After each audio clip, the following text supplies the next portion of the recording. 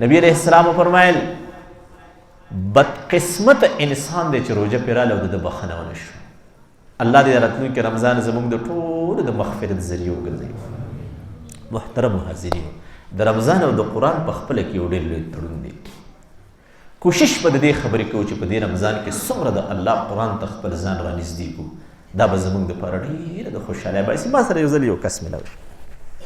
دا د اوس خبره ده چې کس لکه ژوندی دی که نه، هغه ما ته وایي چې که رمضان د 30 ورځو وي نو زما په روژه کې 30 ختموي، او که رمضان د 29 ورځو وي نو زما په رمضان کې 29 ختموي. بس چې څنګه پښمنۍ وکړم لمونځ وکړم نو د الله قرآن ته کښېنم، تلاوت شروع کړم او بس ماښام ماسخوتن نه قرآن خلاص کړم. چې په تراو کې کوم تلاوت او قرائت او ختم کوم هغه د دې نه علاوه دی 29 یا 30 ختمه دا په رمضان کې زما معمول. یو مشر را سره ملاو شو دی، یو محکمې نه ریټایرډ 70 سال تقریب قریبي عمر دی. هغه ما ته وایي عمر بر رمضان غیر رمضان ګرمي سړزي زما روزانه 10 سپارې تلاوت او په هر درېیمه ورځ باندې زما ختمي، په هر درېیمه ورځ زما ختمي. روزانه 10 سپارې تلاوت دا زما معمول دی. زما محترمو د رمضان مبارک میاشت دی کې خپل ځان د الله قرآن ته او د الله دین ته او مساجدو ته رانږدې کړو.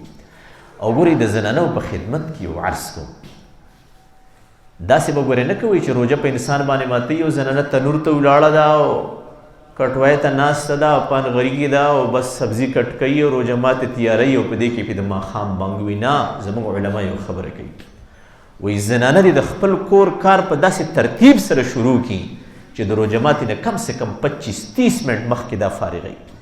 خپل بچي ځان سره کښېنوئ، نارینه ماشومان دسترخوان په خپل کور کې ولګوئ.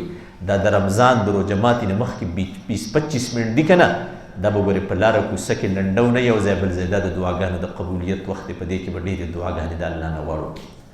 پښمني چې څه ټایم سړی د خپل کور په ضروریاتو باندې پوهېږي، کم سے کم 20-25 منټه نیمه ګنټه مخ مونږ پاسو 2 رکعاته 3 رکعاته نفل او دعا